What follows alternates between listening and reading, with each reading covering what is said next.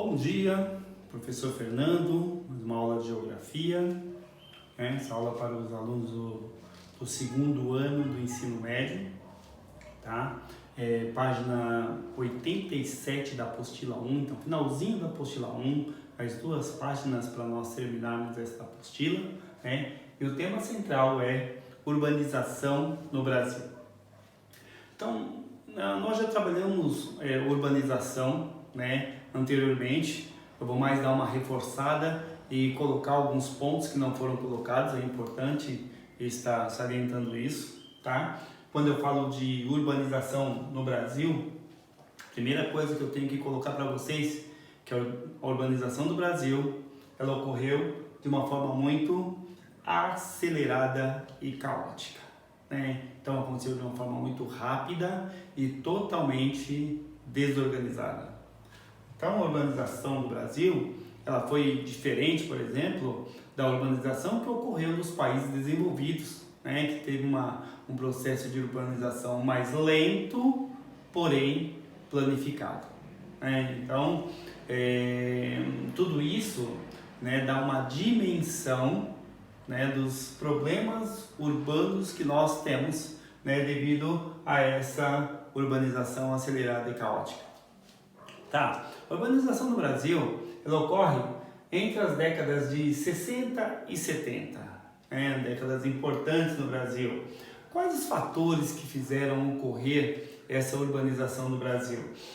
Primeiro fator importante, processo de industrialização, né, as chegadas ou a chegada, né, das indústrias no Brasil, vindas dos países desenvolvidos, principalmente Estados Unidos, tendo como carro-chefe nesse processo de industrialização a indústria, principalmente a indústria automobilística, né, que chegou em larga escala dentro do Brasil, né, fazendo ou propondo uma mudança muito forte, principalmente na região sudeste do Brasil.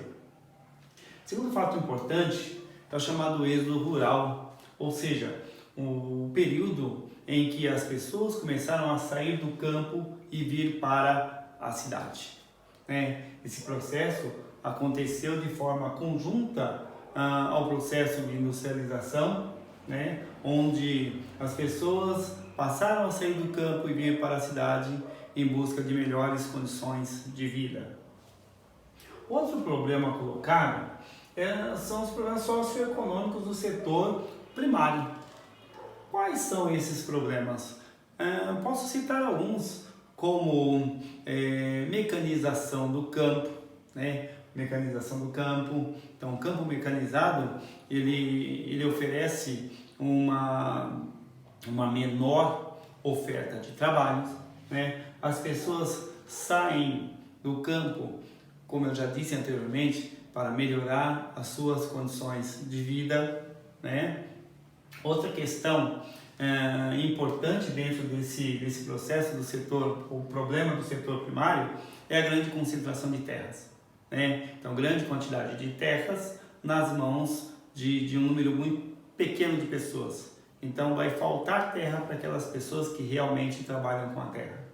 E o último fator aqui, não menos importante, são as calamidades naturais. A seca, né? A seca que assola algumas regiões, o processo de desertificação, né?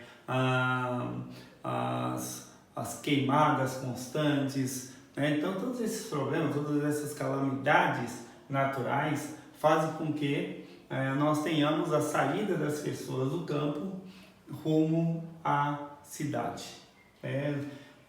provocando, né, de certa forma, a urbanização, nesse caso, no Brasil. Falaremos agora um pouquinho das regiões metropolitanas. Regiões metropolitanas, primeiro o conceito de região metropolitana, então, é um conjunto de municípios contíguos em torno da metrópole. Então, eu tenho um conjunto contíguo de municípios em torno de uma metrópole, né?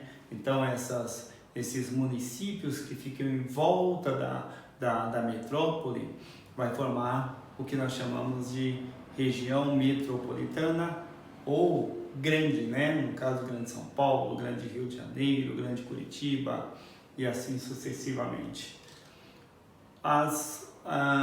Os municípios em torno dessa metrópole, eles passam a ter mais ou menos as mesmas características.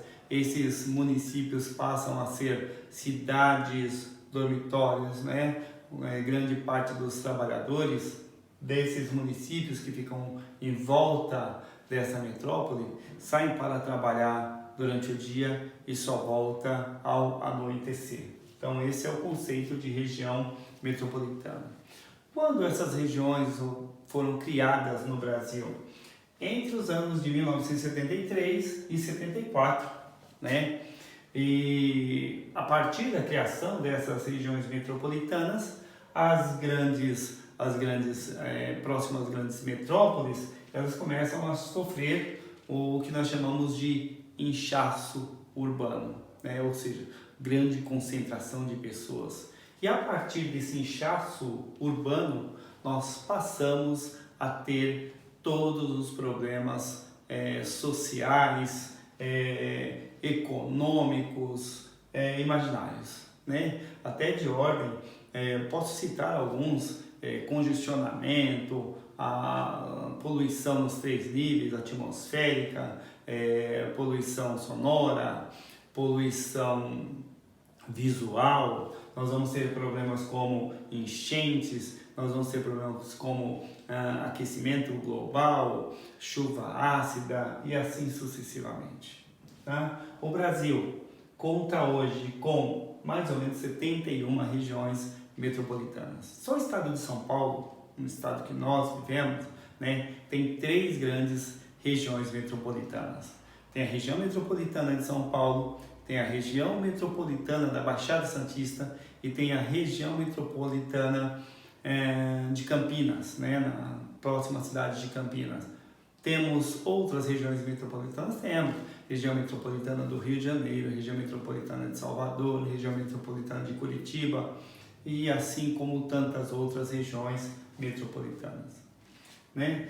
Aparece para nós aqui a nova classificação urbana do Brasil, né? Essa nova classificação urbana, ela é feita ou foi constituída a partir de estudos sobre características e tendência de uma nova rede urbana do Brasil. A partir da onde? A partir do estudo da IPA, Instituto de Pesquisa Econômico Aplicada. Teve ajuda? Teve apoio? Teve apoio do IBGE, do Instituto Brasileiro de Geografia e Estatística, teve apoio da Unicamp, assim como outros órgãos, tá? O que define uma nova classificação urbana do Brasil? As suas potencialidades. Por exemplo, posso citar a sua infraestrutura em termos de transporte, telecomunicação, diversificação ou diversidade econômica, né? E ela pode ser classificada em 4 níveis. Nós vamos ter as chamadas metrópoles globais, aquelas que são importantes, que influenciam não só o Brasil como o mundo, né? Então nós temos São Paulo e Rio de Janeiro, que são as metrópoles globais. Nós temos as chamadas metrópoles nacionais, né? São cidades que influenciam o Brasil. Eu posso citar Brasília, eu posso citar Curitiba, eu posso citar Belo Horizonte, eu posso citar Salvador, Fortaleza, Recife, tá? Porto Alegre, né? Depois eu tenho as metrópoles regionais, aquelas metrópoles que influenciam a região. Então posso citar como exemplo de metrópoles regionais Belém, eu posso citar Campinas, eu posso citar Goiânia. E tenho por último os chamados centros regionais. São centros menores, menos importantes, Então, olhem só, eu estou pegando, tá, essa classificação, volto a frisar, dentro de uma hierarquia. Eu saio da metrópole global e chego nos centros regionais. Quais são esses centros regionais? Posso citar vários. Posso citar Cuiabá, posso citar Londrina, posso citar Aracaju, posso citar São José dos Campos, assim como tantos outros centros regionais, tá? Então é importante que vocês tenham, tá, essa consciência de classificar essas metrópoles, né? Essa nova classificação urbana hierarquicamente, ou seja, da metrópole global até os chamados centros regionais.